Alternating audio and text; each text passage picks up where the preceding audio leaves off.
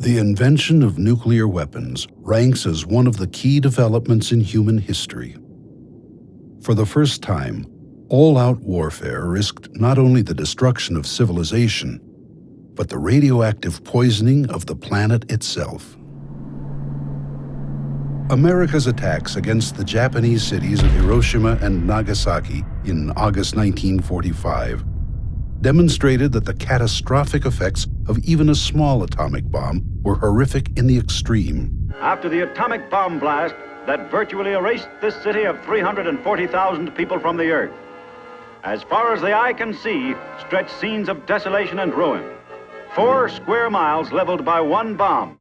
Fearing widespread destruction in the days ahead, and shocked by the simultaneous invasion of its territory by the Soviet Union, the Japanese government quickly surrendered, thereby ending World War II.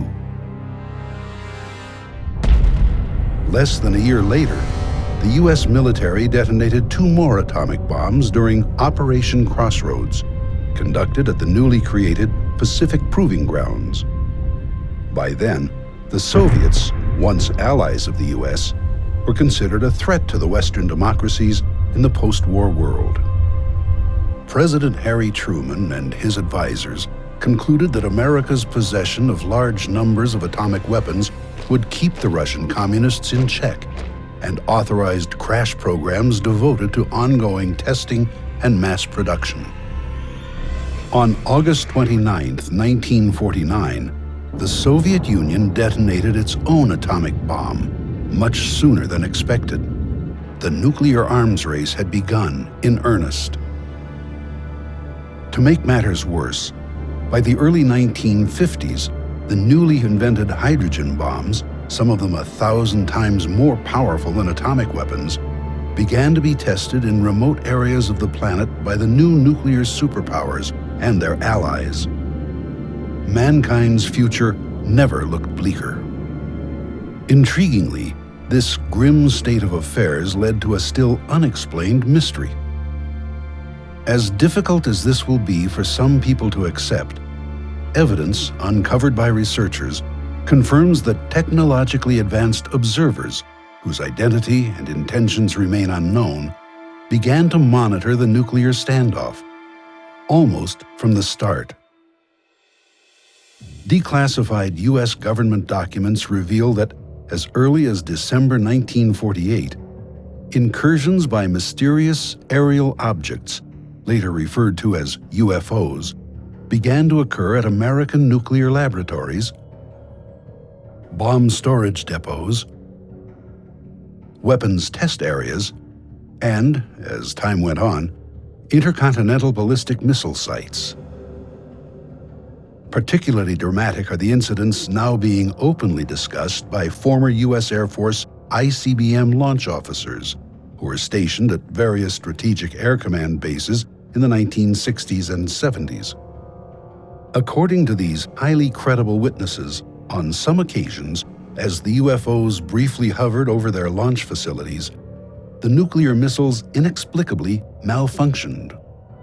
The officers had been on alert in their underground launch control capsules when they received telephone calls from their security guards at ground level, saying that they were observing one or more unidentified, disc-shaped craft maneuvering in the sky. Seconds later, as many as 10 ICBMs suddenly shut down, according to warning lights on the officers' missile readiness consoles, meaning that they could not have been launched if the President of the United States had, at that moment, ordered a nuclear attack on America's adversaries. These witnesses say that their superiors ordered them to keep quiet about the incidents, and in some cases required them to sign non-disclosure statements which stipulated severe legal penalties for anyone who violated secrecy. As a result of the harsh security measures imposed upon them, many of these Air Force veterans waited decades before discussing the nearly unbelievable and highly disturbing incidents they had observed. Nevertheless, a number of them have finally stepped forward to reveal the truth. On September 27, 2010, a leading UFO researcher, Robert Hastings, and a former Minuteman missile launch officer, Robert Salas, co-sponsored the UFOs and Nukes press conference in Washington, D.C., in an effort to bring the facts to the public. The event was widely covered by the media, not only in the United States, but around the world.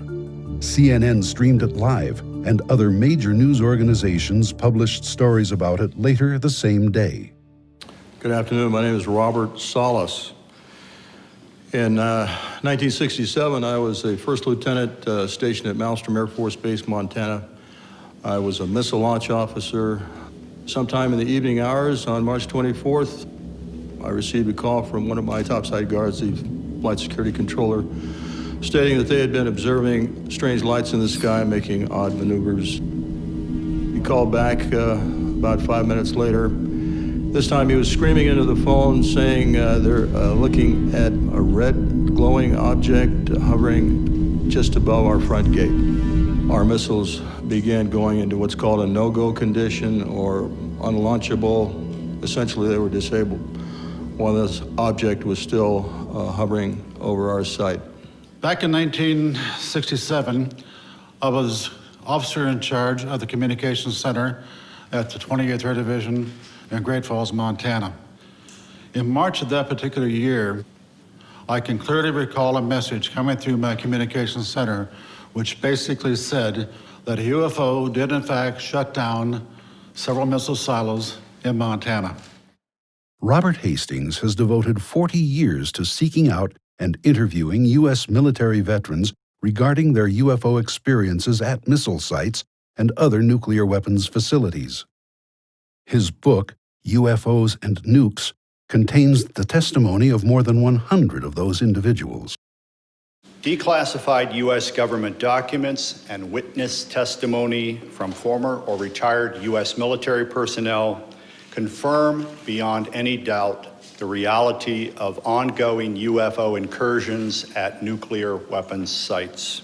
I was the Minuteman III Combat Group Commander at F.E. Warren Air Force Base, Wyoming.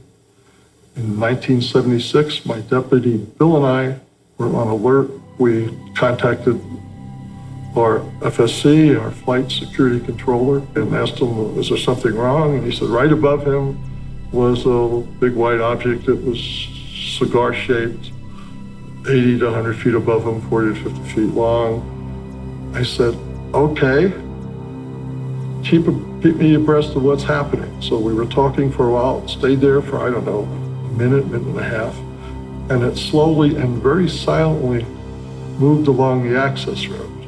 When we came up the next morning, the FSC was in his chair in a fetal position, and we talked to him and tried to calm him down. We couldn't calm him down, oddly enough.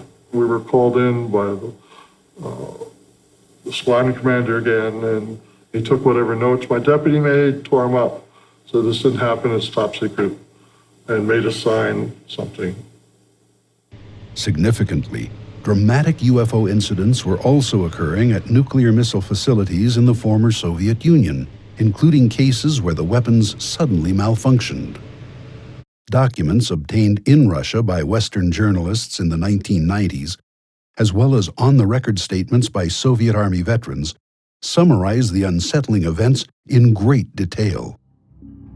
These revelations make clear that both American and Soviet nuclear missiles were subjected to ongoing surveillance and, from time to time, deliberate tampering by whoever was piloting the UFOs during the long, tense confrontation known as the Cold War.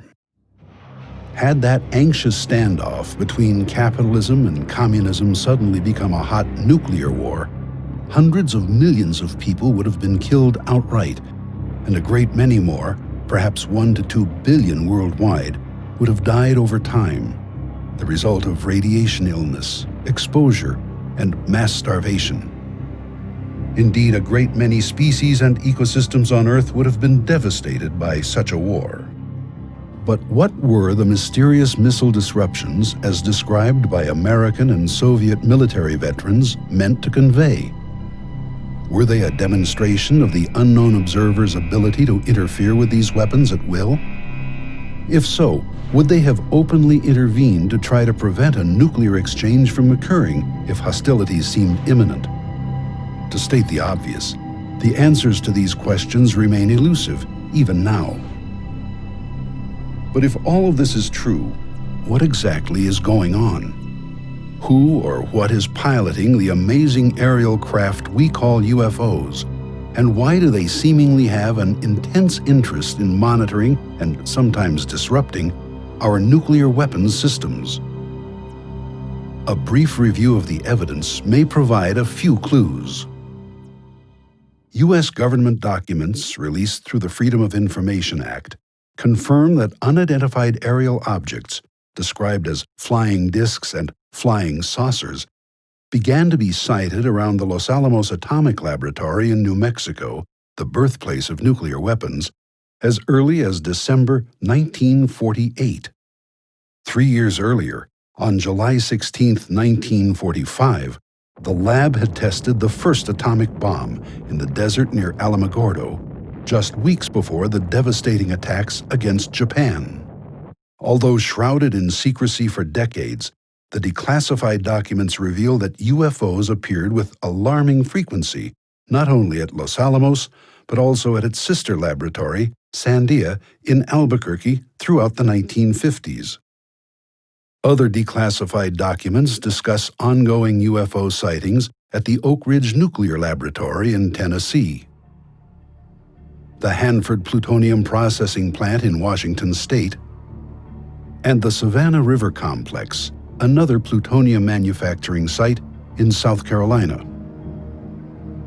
While the local and even national media occasionally published stories about these incidents, the vast majority of the American public had no idea that they were so frequent and widespread. Nevertheless, according to military intelligence officers, a worrisome pattern had begun to emerge.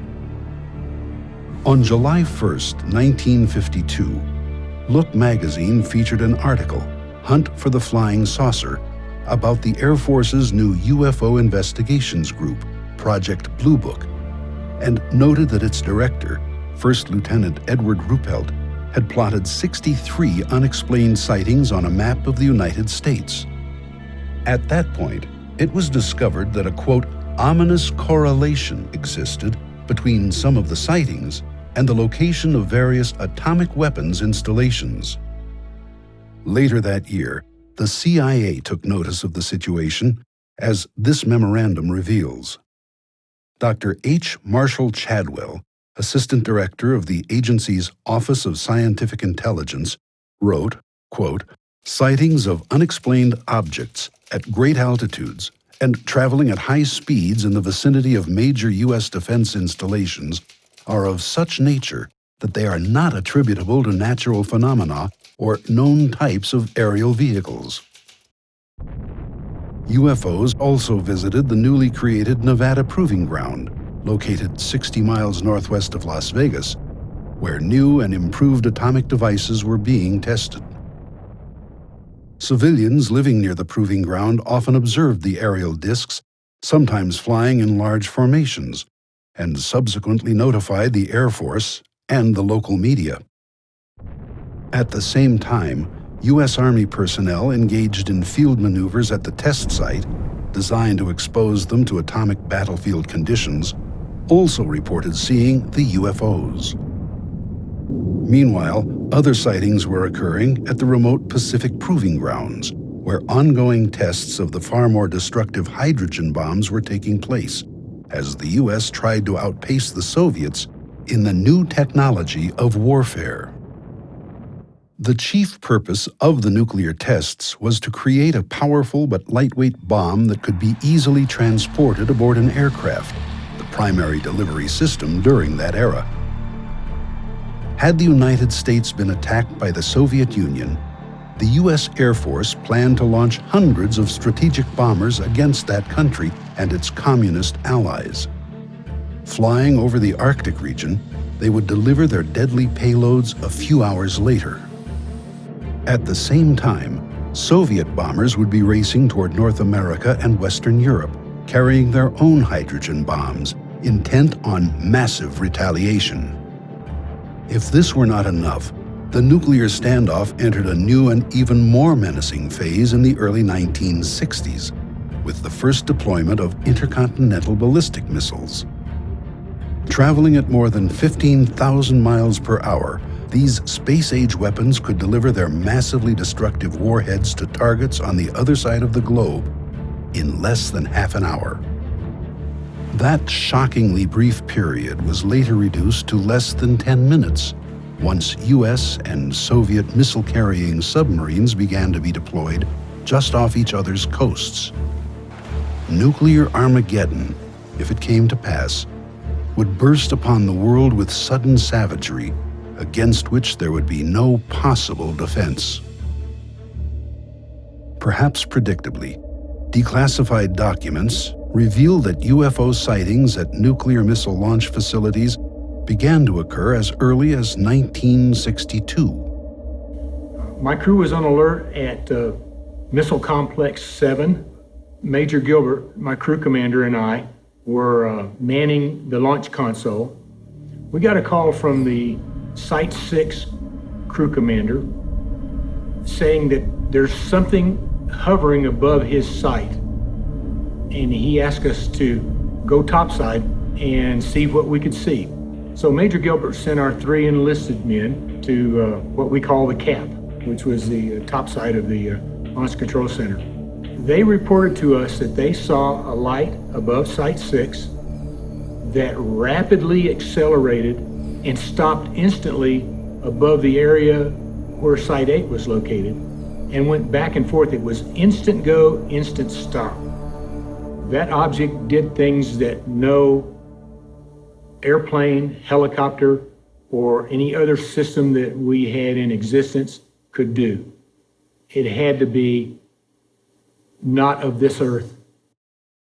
Air Force security personnel guarding these sensitive sites reported seeing unknown aerial objects, usually described as disc-shaped, maneuvering at low altitude and sometimes even hovering over launch silos and launch control facilities at every ICBM base in the United States.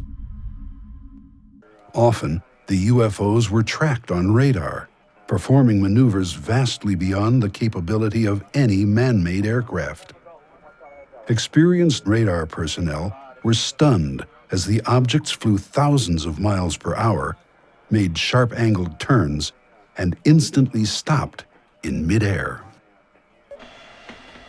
The mysterious intruders were frequently chased by Air Force interceptors, which had been scrambled to protect the missiles from possible sabotage. So far as is known, the UFOs always escaped unscathed, usually by vastly increasing their speed and leaving the fighters far behind. Baffled military officials had to deal with these unexplained and alarming incidents on an ongoing basis, while trying their best to keep the facts from leaking out to their fellow Americans, many of whom believed the UFO phenomenon to be a nonsensical subject having no basis in reality. This skeptical attitude was actively fostered by the government's own policy of ridicule and denial, as implemented by members of Project Blue Book, who routinely dismissed credible, bona fide UFO sightings as the misidentifications of natural phenomena or man-made aircraft. Over time, this practice led to a widespread public backlash against the U.S. government and its weak and sometimes ridiculous explanations for the sightings.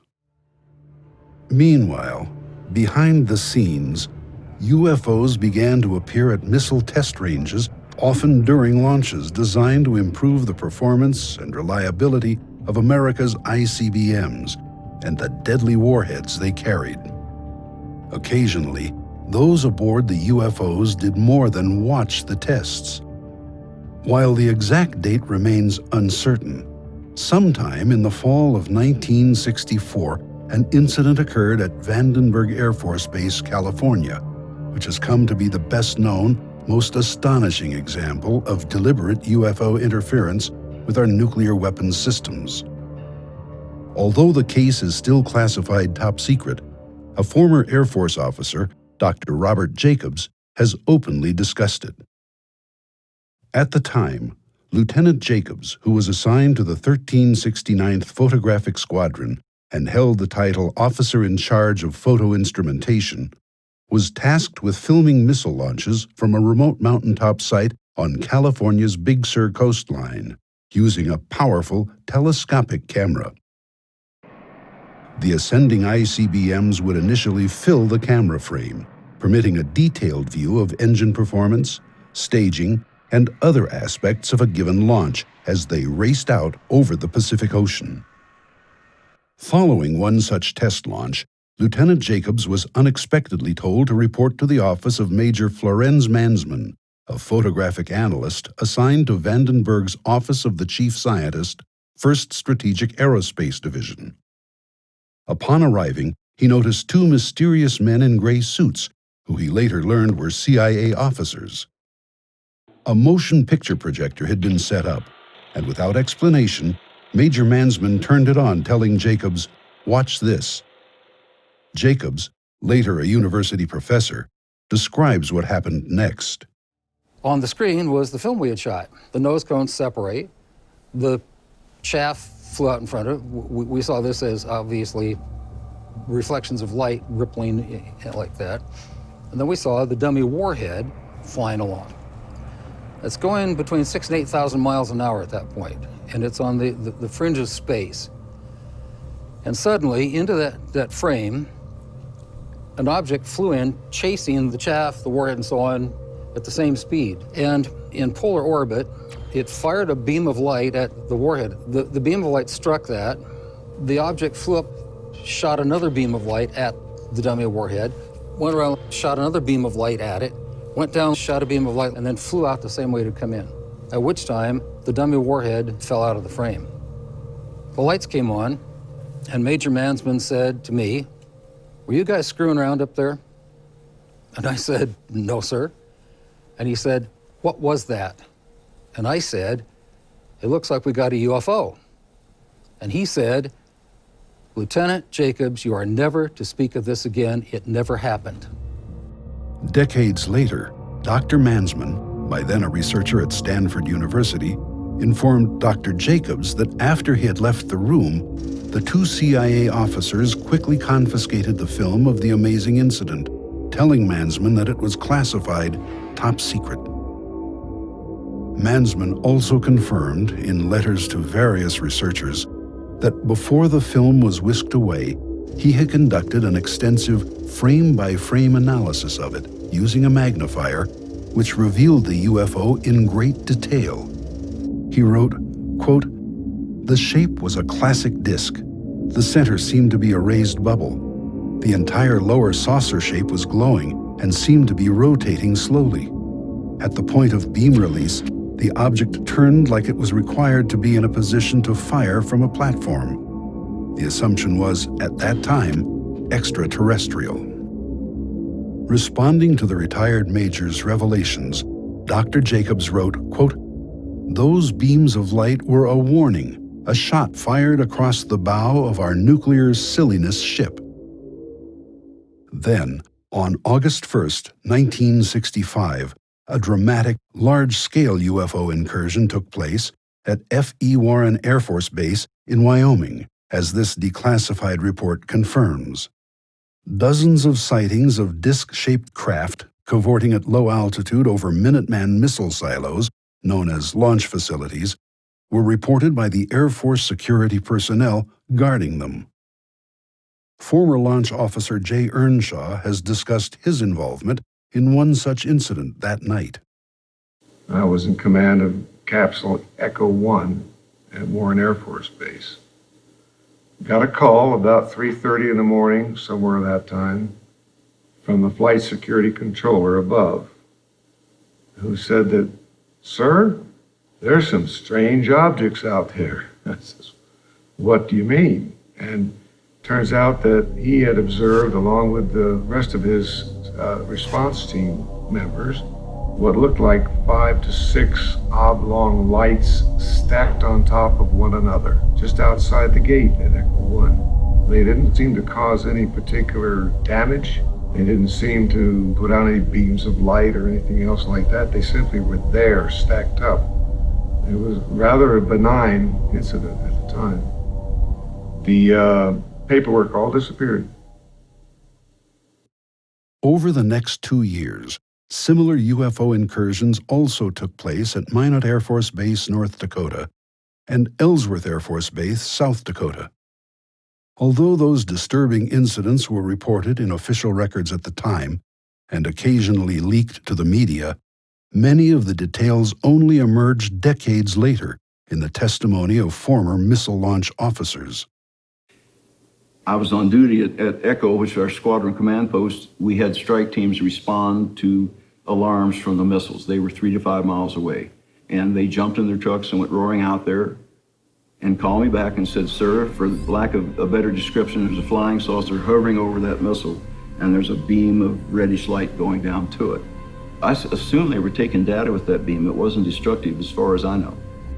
It had to be a data collection thing. I'm sure they scanned the warhead or something. Although the Air Force could not yet know it, the most dramatic nuclear weapons-related UFO incidents were about to occur.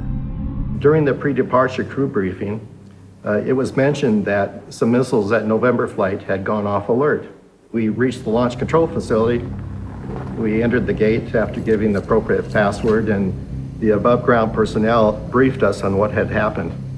And essentially, we were told by site manager that an object had been sighted out the windows with flashing lights, and it was probably about 80 to 100 feet in diameter. It then went to our main gate where it hovered, and when we debriefed the underground launch crew, they indicated that all the missiles that they controlled had gone off alert at the time that object had been hovering next to the main gate. My crew commander, Major Tollerud, told me that he had received a call overnight, evidently while I was on rest break below ground, and saying that we as a crew were never to speak about this again. This was a very serious incident. I mean, something to take our nuclear-tipped missiles off alert. It was something that we had never been prepared for. The same year that these amazing events were unfolding in secrecy, Secretary of the Air Force Harold Brown appeared before a congressional hearing and dismissed the idea that information about UFOs was being kept from the American public. We have not been hiding anything. The investigations have been made public. The explanations of those where there is a clear explanation have been made public. The hearing this morning was public for just that reason. Brown's claims have now been discredited, but the strict security measures imposed on military witnesses at the time meant that decades would pass before the public learned the facts about UFO activity at nuclear missile sites. In any case, the next known incident, at Malmstrom Air Force Base, Montana in March 1967, left no doubt that those aboard the UFOs were intent on disrupting the functionality of American ICBMs in their underground silos. On March 16th, at Echo Flight, a missile security guard reported that a large round object had suddenly appeared in the sky and was hovering at low altitude, directly over one of the missile silos. Moments later, the entire group of 10 ICBMs mysteriously malfunctioned. This startling fact has been confirmed by one of the launch officers on alert that day, now retired Colonel Walter Fiegel, who spoke about the incident during a taped telephone conversation with Robert Hastings in 2008. Fiegel said that in response to the missile guard's UFO report, he had sent out 2 security alert teams, one of which confirmed the presence of the object. The strike team that went out, one of the 2, claimed that they saw something over the site. How did they describe that? He just said a large round object. Directly over the LF? Directly over the site. But Fiegel was not the only one to be told that a UFO was in the vicinity during the incident. Former Minuteman electromechanical technician Henry Barlow, who helped restart some of the stricken missiles, was informed that the mysterious aerial craft had actually caused the problem. Job control called and said, we have a problem at Echo Flight, and 4 or 5 missiles, or 6 missiles, just shut down simultaneously. And we want you to go to the nearest site, penetrate the site, and see what's going on. So on our way to the site, they had called and said that the other 4 missiles had shut down, so that all of them are now shut down.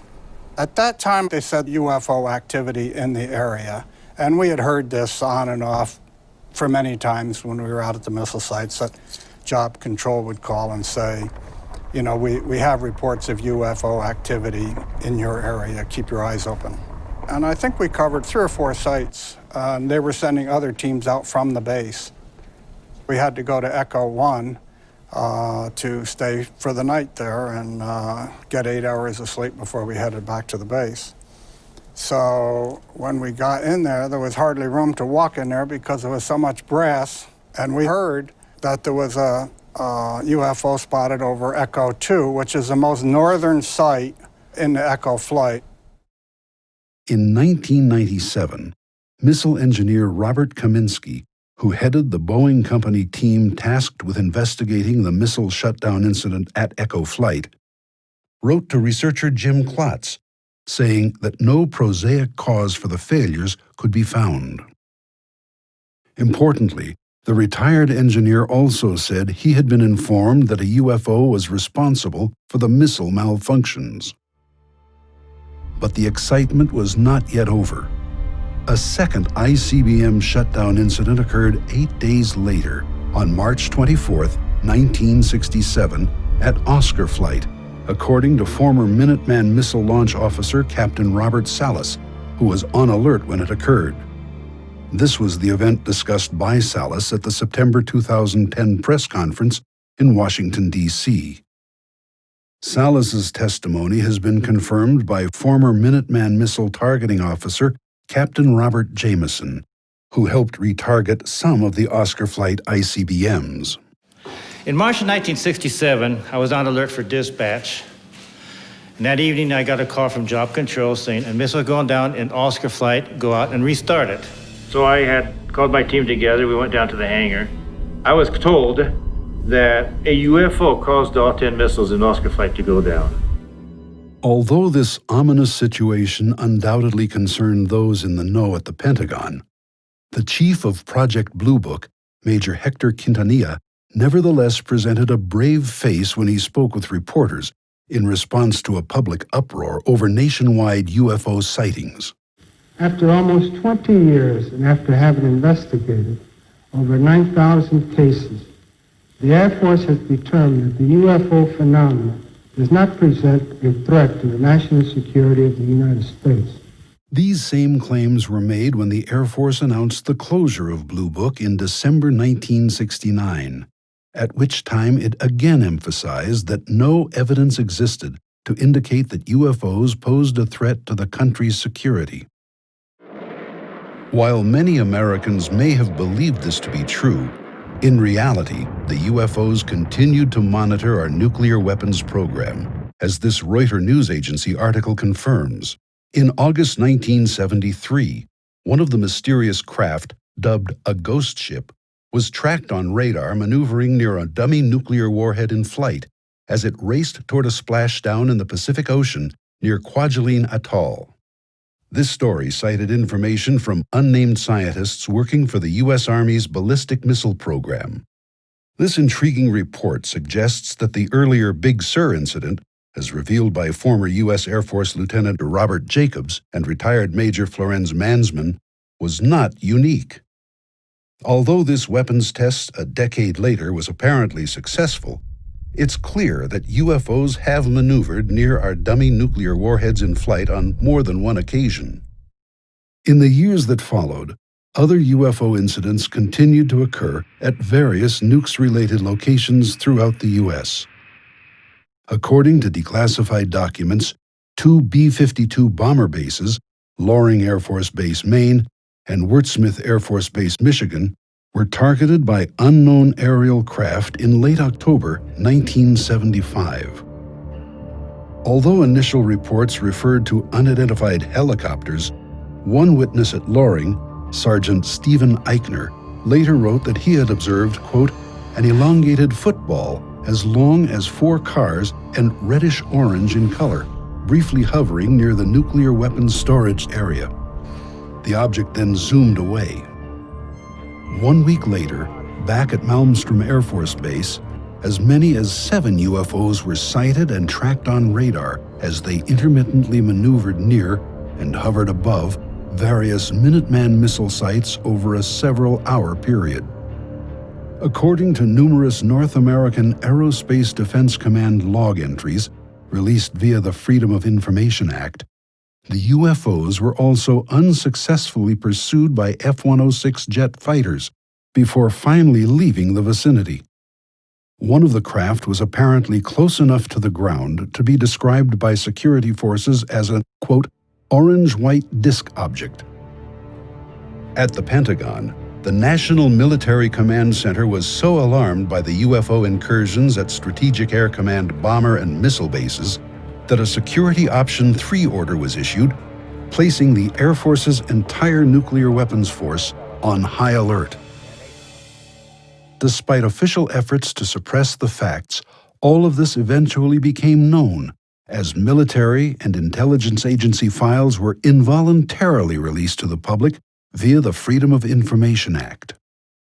If all of this were not enough, the next major UFO event really rocked the Pentagon. In late 1980, at the RAF Bentwaters Base in Suffolk, England, then leased by the U.S. Air Force, a series of bizarre incidents left no doubt that something very strange was taking place. In the early hours of December 26th, a small group of Air Force security policemen noticed an unusual light in nearby Rendlesham Forest. They approached it on foot, only to discover a strange, triangular-shaped craft. After an indeterminate period of time, the unknown object silently raced skyward and disappeared. 2 nights later, RAF Bentwaters Deputy Base Commander Lieutenant Colonel Charles Halt was informed that another mysterious light had suddenly appeared in the forest. Halt quickly assembled a small team of security policemen to investigate. After some time, the men observed an object that looked like a large eyeball moving through the trees. At one point, material resembling molten metal was seen dripping from it. Suddenly, the object split into 5 smaller, disc-shaped craft, which silently scattered in all directions. A short time later, another disc raced toward Colonel Halt and his team, abruptly stopped above them, and directed a laser-like beam toward the ground very near their feet. After a few seconds, the beam clicked off, and the craft rapidly receded into the sky, moving in the direction of the RAF Bentwaters weapons storage area, which was at the time the largest American tactical nuclear bomb depot in Europe.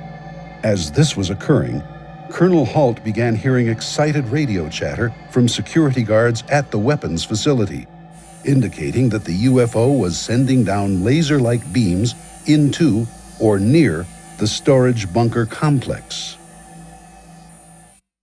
In 2007, Robert Hastings located and interviewed the 2 retired Air Force air traffic controllers who had been on duty at the Bentwaters Tower that week. Ike Barker and Jim Carey divulged for the first time they had actually tracked a bona fide UFO on radar the night that Colonel Halt was in the woods. I was just sitting there and I happened to see a dot come on the scope, and it just went like one dot at the beginning, then another dot, and it was gone. So the scope is 120 miles across. It was just phenomenal to me to see it go that fast. All of a sudden, here it come back across again. It went 1, 2, and then it made an immediate right-hand turn and came right towards the base. You know, I just said, that can't be one of ours. No jet at that speed can make an immediate right-hand turn. Just absolutely phenomenal. It's not like any radar target I've ever seen. When the sweep would hit the target, you would have the entire back of it would be like a solid line, traveling at an extremely high rate of speed. It passed over the control tower, and then it stopped. I've never seen anything in my life like the maneuverability that happened with this object. It was an orangish color. sort of popped into my mind at the time that somebody's flying a basketball out here. There were like lights around the center of it, but it wasn't like running lights or navigational lights. It was more like portholes, and then you were seeing the light from the inside coming out. It wasn't, flashing lights or anything, but it hovered momentarily, reversed its course, and went back out at a high rate of speed. Moreover, given the dramatic incident at the weapons storage area, when one of those UFOs reportedly directed laser-like beams down into the facility, it becomes clear that this case had a nuclear weapons connection. Significantly, another nukes-related incident in the former Soviet Union is nearly identical to Bentwaters.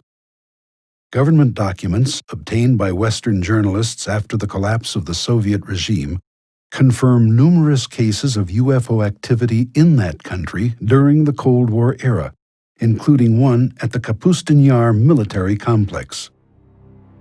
On the night of July 28, 1989, a disc-shaped object with a dome was observed by dozens of Soviet Army personnel as it briefly hovered over the base's nuclear missile warhead depot. According to one KGB report, as the stunned witnesses watched, the UFO directed laser-like beams onto the roof of a building in which those weapons were kept before silently racing away. Another incident in the Soviet Union 7 years earlier was even more shocking. On October 4th, 1982, a huge flying disc apparently activated several nuclear missiles, which were then preparing to launch. According to the Soviet Ministry of Defense documents secured by American television investigative reporter George Knapp, the UFO appeared over an intermediate-range missile base near the Ukrainian town of Bielokorovish. At one point, down in the underground launch control capsule, several missiles suddenly went into countdown mode. Although no one had input the authorization codes, the missiles were preparing to launch. Then, after 15 terrifying seconds, the anomaly ceased and everything returned to normal operational status. This potentially disastrous incident was nearly identical to one reported to Robert Hastings by former U.S. Air Force launch officer David Schur, who said that a UFO had activated the launch sequence in several of his Minuteman missiles at Minot Air Force Base, North Dakota, one night in 1966. As this object passed over the missile site, we would start getting erratic indications on that missile. The bad thing was we also got a launch indicator. Does that mean that the launch sequence has been triggered? That means that the missile has received the launch signal. In that case, Schur and his commander had to flip an inhibit switch to disrupt the unauthorized countdown. But were those aboard the UFOs actually trying to start a nuclear war? Having investigated these incidents for decades, my opinion is that those who pilot the UFOs are visitors from elsewhere who are engaged in these provocative actions at American and Russian nuclear missile sites to send us a message that we humans are playing with fire, that to engage in nuclear warfare is essentially suicide. Importantly, these dramatic incidents continue to occur long after the end of the Cold War. Several U.S. Air Force veterans have reported new UFO incursions at nuclear missile sites and weapons storage areas in the very recent past. The most important case occurred on October 23, 2010. This is CNN Breaking News. The breaking news involves a power failure that shut down a major part of the U.S. nuclear missile arsenal. Let's go to our Pentagon correspondent, Chris Lawrence. Wow, Chris, what do we know? Well, Wolf, this happened out in Warren Air Force Base out in Wyoming, and bottom line is this. For less than an hour, about an hour on Saturday, the base lost primary communication with about 50 intercontinental ballistic missiles. Although widespread media coverage of the incident contained no hint of any UFO reports, a subsequent investigation yielded intriguing information about a series of still unexplained sightings occurring during the communications disruption. According to confidential Air Force sources known to Robert Hastings, various missile maintenance teams responding to the problem reported observing a huge cigar-shaped object maneuvering in the sky above the missile field. These persons emphatically state that the craft was not a blimp because no passenger gondola, propellers, or stabilizing tail fins were visible, and there was no corporate logo or other advertising on its hull. The anomalous nature of the object was all but confirmed when these teams returned to the base. According to Hastings sources, the entire missile maintenance squadron was sternly admonished by its commander not to talk to journalists or researchers about, quote, the things they may or may not have seen in the sky. Despite these revelations, the Air Force officially maintains that the massive communications disruption was caused by an improperly replaced circuit card, following repairs on a weapons system processor. Nevertheless, key personnel who were in a position to know the facts have described multiple independent UFO reports during the incident, which were allegedly suppressed by command-level officers. This program has only scratched the surface. Declassified documents and eyewitness testimony suggest that incidents involving UFO activity at nuclear weapons sites now number in the hundreds.